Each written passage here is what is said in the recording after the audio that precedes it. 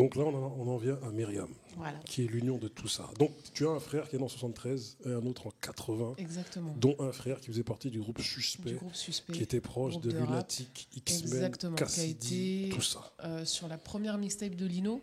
Ok. Donc ça s'appelait Double Tranchant, en 95 il me semble. Et donc la période, les X-Men, Afro-Jazz. Eux venaient te chercher à l'école. Ben, ça a été, quelque part, ils venaient chez toi, ils se posaient. Ils venaient à la maison, ils venaient manger les petits plats de maman. Okay.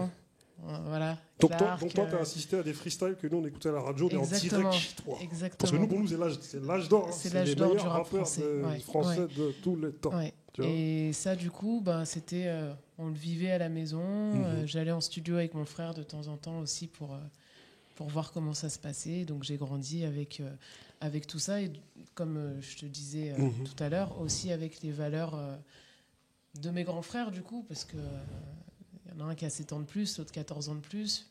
Ben, forcément. Oui, toi, tu as l'âge de ma petite sœur, tu es en 87. Voilà, c'est ça. Vous êtes dans un concept, si les gens sont en 87.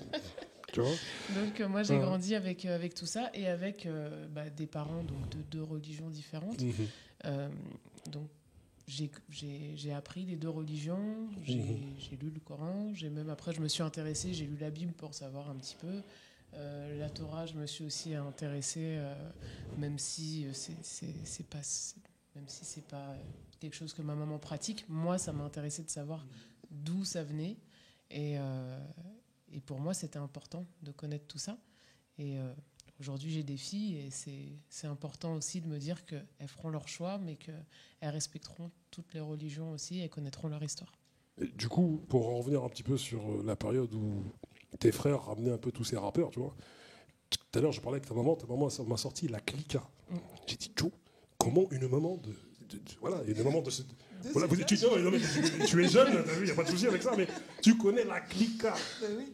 Attends, parle devant le micro, oui, tu connais la clica parce qu'il y avait Clark qui venait à la maison. Voilà, Daddy Lorty. Okay. Ouais, Daddy Lorty, oui. Très sympathique. Et tu me parlais aussi qui faisait de la boxe. Ouais, et comme mon mari faisait de la boxe quand il était jeune, ils étaient... Bon, ben, voilà, ça se matchait, quoi. C'était bien. C'était bien. C'est ça. Et tu me disais même que vous connaissiez Armand. Armand, oui, je le connais. Plus connu sous le nom de Caris. De Caris, voilà, parce qu'Armand allait à l'école avec mon deuxième fils à Sevran. Et oui, puis il y avait Ali, il y avait... Voilà. Mais bon, c'était... Pour moi, Armand, c'est un petit... Enfin, je l'ai connu, petit garçon. Mais et là, quand tu le vois à la télé, tu j'étais dis... très, très étonnée. Ah là, tu dis, mais qu'est-ce qui arrive à Armand? Qu'est-ce qui arrive pourquoi à il a TPMP? Pourquoi c'était un super gentil garçon. Oui, il est gentil.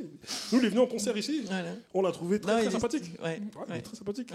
Tu vois, voilà.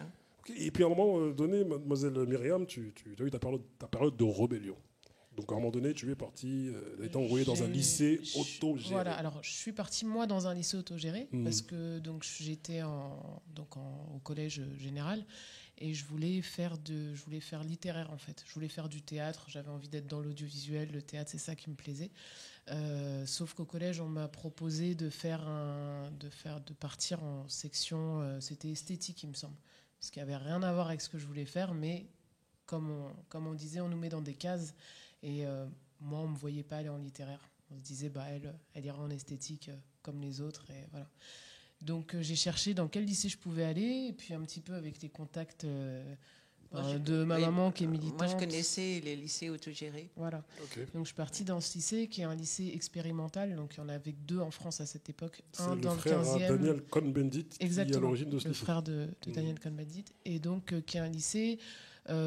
où il n'y a pas justement de notes, il n'y a pas de, on va dire, de rapport de force entre le professeur et l'élève. Tout le monde, on est là pour apprendre, on est là pour avancer, on est là pour avancer pour soi et pas pour avancer en ayant des notes pour montrer aux autres, voilà, je suis au-dessus, je suis en dessous.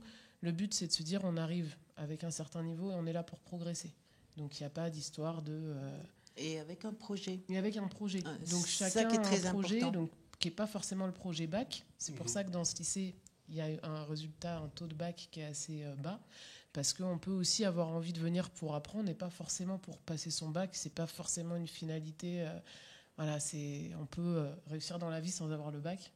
Et du coup, tu as étudié l'audiovisuel là-bas, c'est ça? Du coup, là-bas, j'ai fait un bac audiovisuel. Okay. Voilà. Parce que j'avais envie de faire un reportage sur la culture hip-hop par rapport justement à tous ces rappeurs que j'ai pu voir étant petite. J'avais envie de les connaître mieux et de faire connaître aussi le mouvement hip-hop autour de moi, parce que ceux de ma génération ne connaissaient pas forcément l'histoire du hip-hop, ne connaissaient pas forcément d'où ça venait. Dans les années 2000, il y a beaucoup de gens qui ont cru que le hip-hop, ça commençait avec Cynic et avec voilà, tout ce qui arrivait à ce moment-là, sans savoir qu'avant, il y a eu beaucoup de choses qui ont été faites, que ça vient aussi des États-Unis. Donc j'ai commencé, je suis arrivée au lycée autogéré, je leur ai dit, moi je veux passer mon bac, mais je veux faire un reportage sur le hip-hop. Donc on m'a donné une grosse caméra et on m'a dit, dans la semaine, chaque semaine, tu prends le temps que tu veux pour aller interviewer qui tu veux, mais tu te débrouilles. Donc j'ai fait mes contacts, j'ai rencontré des gens du Café La Pêche à Montreuil, dont Siaka de Locali Show, qui était une émission sur Génération. Et donc je suis rentrée sur Génération, j'ai travaillé pendant 2 ans dans l'émission avec Siaka et ensuite avec Lion Scott. On le connaît aussi, il est venu animer ici aussi. Et le frère à Joey Star. Voilà. Et donc pendant toutes ces années où j'étais co-animatrice sur ces émissions, je faisais aussi mes reportages perso, mes interviews perso de rappeurs. Du coup, tu as des images d'archives de l'époque du Time Bomb Commando, tout Exactement. Ça, là, inédit, tout ça. Exactement. Tu vas nous les faire voir avant que tu sortes tout ça. C'est ça, sur des VHS, sur des grosses VHS avec une qualité d'image qui n'est pas la même qu'aujourd'hui. T'inquiète, on a le couteau congolais qui va te remasteriser ça. Très bien. Direct. Et puis avec tous les freestyles aussi au bateau phare qu'il y avait à l'époque. Et oui, dans lesquels il y avait section d'assaut à l'époque. Exactement. Exactement. Je pense qu'en cherchant bien, je dois avoir du Maître Gims en freestyle. Et voilà. Ok, voilà. D'accord. Pour finir cette émission tous ensemble, voilà, on va rebondir sur 3 thèmes dont on a parlé en off. On a beaucoup parlé de racisme social. Je sais que... Tout à fait. Voilà. Dis-nous un petit peu ton avis sur ce que tu appelles le racisme social aujourd'hui. Dans tous les pays où je suis passée, je pense que le racisme, ça existe. Il a été créé bien souvent par les pays qui ont colonisé, aux États-Unis par les Blancs qui ont pratiqué l'esclavage et tout. Mais pour moi, le racisme social est très important parce que je pense que quand on est dans un milieu, dans une classe sociale, quels que soient les pays, on le sent, et que ce soit en France, aux États-Unis, au Sénégal, en Asie, si tu es né d'une classe sociale ouvrière, tu seras ouvrier. En France, tu vois, les fils d'avocats sont... les fils d'avocats, les enfants d'avocats deviennent avocats, les enfants de médecins deviennent médecins. Mais ça, tu le trouves au Sénégal, tu le trouves... Oui, les castes, c'est partout, des castes en fait. Partout. Et c'est ça qui fait que ce monde ne va pas bien. On nous met dans des cités... on crée des cités où on met les gens qui sont d'Afrique du Nord, qui sont d'Afrique, qui sont du Sri Lanka, du Laos, mais on nous met dans ces cases. Et pour en sortir, c'est très dur, parce que quand tu es en 3e et que tu cherches ton stage, si ton père il travaille au CNRS, tu auras ton stage au CNRS. Si ton père il est ouvrier, ça sera vachement plus dur de trouver.